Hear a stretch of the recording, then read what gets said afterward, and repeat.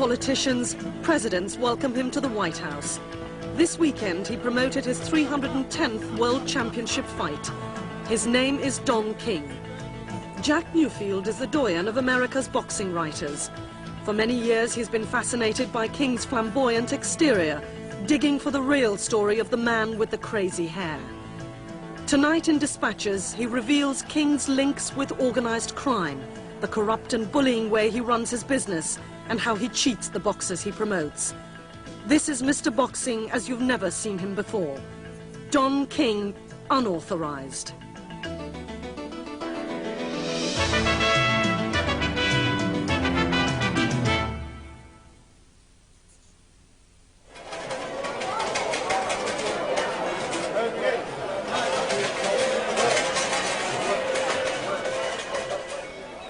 If Don King were a city, it would be Las Vegas. Flamboyant, awake 24 hours a day, driven by money, rooted in gambling and the mob. Last March, I came to Vegas searching for Don King. I was there with hundreds of reporters for Mike Tyson Razor Ruddock fight. I think it's just a great town and great people. And Don King is bigger than boxing. He is a cultural phenomenon. He's been on the cover of just about every national magazine. He's been invited to the White House by the last 3 presidents. My purpose was to try to get beneath the electrified hair and mesmerizing personality. But after I asked Don King my first question, he exploded in anger. But for a scumbag like you, Jack Newfield, that is prejudiced, you don't have no right to do what you do. You're not fair, impartial, and objective. Do your thing. I was taken aback by the intensity of his rage and by his attempt to intimidate me. You ain't got nothing in you that spells truth. You're the biggest prevaricator and lying SOB that ever was, man. You are nothing. You are nothing. The public may see Don King as a benign rogue, but his roots go back to a violent past in blue-collar Cleveland, Ohio, where intimidation was a way of life. Excellent. And we're coming right up to the spot where... Yes, sir, maybe, 30 feet ahead, somewhere in there, right about in that area. I returned to King's old neighborhood with Bob Tunney, a former Cleveland police officer. Tunney was an eyewitness when King stomped a man to death in 1966. We were driving west on Cedar, and I saw a few hundred feet ahead, man lying on the sidewalk, man standing over him, kicking him in the head. We drove up there immediately, stopped the car, and I jumped out of the vehicle, and the man standing up had a revolver in his hand. So I pulled out my gun. I says, drop the gun. He took the gun, threw it on the back trunk of another vehicle that was parked there. I went over immediately and grabbed that gun, and as I did, this gentleman standing up just went over to the man lying down and gave him one vicious kick again right in the head. Police officers rushed to aid the victim. One of them took this photograph. Detective Tunney is shown leaning over the man, Sam Garrett. Garrett weighed 100 pounds less than King, and he owed King $600. And he kept saying to me, Donald, I'll pay you, I'll pay you, I'll pay you. He repeated it a couple times, and after that he just lapsed in unconsciousness. Detective Tunney told me he was offered what he believes was a bribe. Probably the fall of '66, I got approached by an attorney. And he says, you know, Tunney, Donald can do a lot for you. And I knew what he meant right away, and I said, well, forget it. Police reports allege that King spent $30,000 to buy off witnesses to the killing. It seemed to work. None showed up to testify at the trial. But based on the eyewitness account of Detective Tunney, a jury convicted Don King of second-degree murder after just 4 hours of deliberation. Then, in a highly unusual move, the judge met with King and his lawyer and reduced the jury's murder verdict down to manslaughter. Nobody from the prosecutor's office was present at the meeting. I got in a fist fight in what I call frustrations of the ghetto expressing themselves. When you're dealing with King served 4 years and got out of prison in 1971. He later gave his version of the homicide to a British reporter. How did you kill a man in a fist fight? Well, we was fighting one another, and we was kicking one another, and his head hit the concrete, And it must have been a pretty bad blow, which I've suffered deep contrition for since it happened.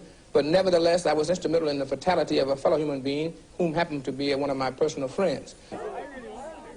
As to allegations that he tampered with justice, King denies the charges. And in 1983, King was able to obtain a full pardon from the governor of Ohio for the Sam Garrett killing.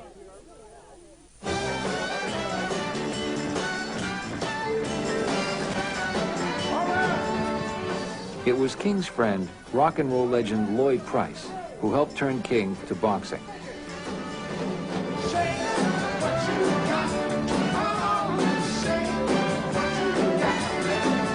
Price used to perform at a club King owned in Cleveland in the early 60s. Price also knew Muhammad Ali. Well, I knew Ali about maybe a year or two before I met Don. I met Don in 60, 61, and I knew Ali before he even fought for any big fights. And was long down through the years before I actually introduced the two together. I probably introduced Ali to Don by telephone. King saw his chance. With Price's help, he convinced Ali to be the star attraction at a charity exhibition to benefit a local hospital. King, who knew little about boxing, called veteran matchmaker Don Elbaum. And I wait for a moment, and all of a sudden, I hear on this other end, Don Elbaum! And the phone must have gone back 2 feet. He says, Don Elbaum! He said, let me tell you something, Don. He says, my name is Don King, and there's a black hospital that's in a lot of trouble here in Cleveland, and we've got to save it. 8,500 Muhammad Ali fans turned out to watch the former world heavyweight champ mix it up with 4 opponents in a 10-round exhibition. Ali clowned with 4 different sparring partners.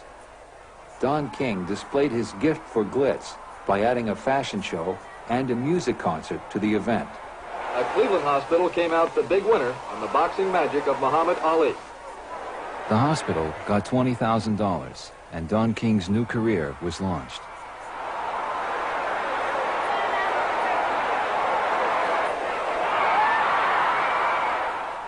My experience in show business is that you could never let the artist be bigger than the record company. So I would tell Don, you can't let the fighters be bigger than Don King. So Don came up with the thing, make me big. And so it came up with the tuxedos. It came up that Don should have a real unique look. With Elbaum's assistance, Don King went to Jamaica in 1973 to see a heavyweight title fight. He rode to the stadium in a limousine with the champion, Joe Frazier. The fight is over. The fight is over. The winner is George Foreman. He sat in Frazier's corner, but when the challenger, George Foreman, unexpectedly knocked out Frazier to win the title, King jumped into the ring and pursued the new champion. Did Frazier hurt you at any time? My man. Yeah, I got it. My man. George. King then left the stadium in Foreman's limousine and became his promoter. He just overwhelms you. His personality, his use of words, whether they're in place or not in place, his just character is just something that when you first meet him, it's very, very easy to become like he's been your friend forever and that he's doing everything he can for you.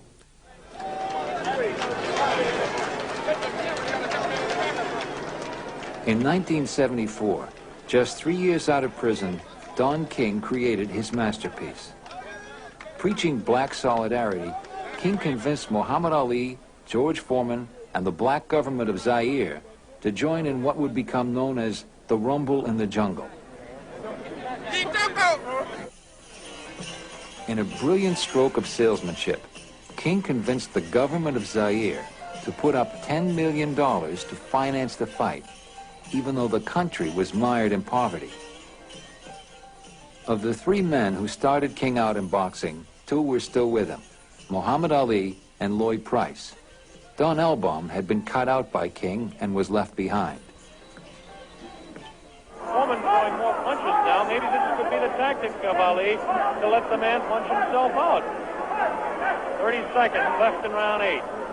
The fight was memorable, pitting an undefeated George Foreman against Muhammad Ali, a 3-1 underdog. Another sneaky right hand. This time he works over the shoulder of Foreman. It's the combination.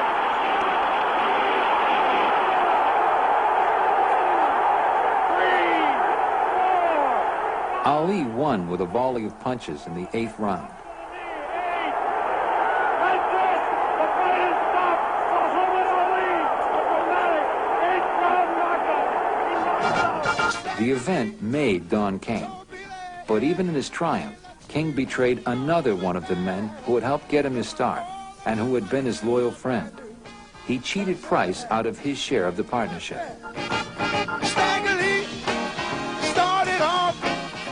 I know that I should have a piece of the business because Don told me I should have a piece of the business. In fact, we should be 50-50 partners. To this day, and that was in 1974, I haven't got paid. Even though I was locked into a letter of credit.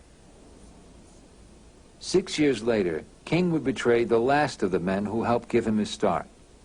After Muhammad Ali had suffered a brutal beating in his last championship fight, King shortchanged him out of $1 million.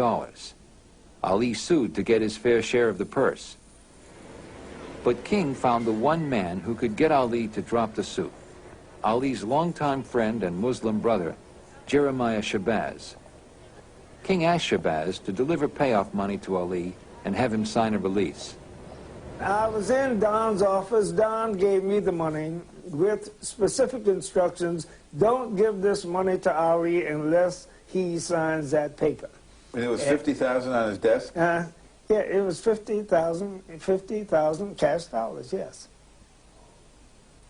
Ali, his health deteriorating and facing years of expensive litigation, accepted the cash and signed the release. I'll never forget when I presented the documents back to Don, he was just so pleased. He said, you know, I had done a real great job. He thanked me, and, you know, I was his boy at that time. Don and I would still be friends, except that this guy, he just uses people. When he uses you up, then he has no more need for you. He goes on to the next one. You're just so much cannon fodder, just a nothing. Over and over, I will do for you, 'cause you got one personality. Oh, I'm so happy, It's just great to be an American. I'm king. Only in America, John. You're a star. You know you can do anything. Any profession you want. I was about boxing. You got it. Let me sign you up.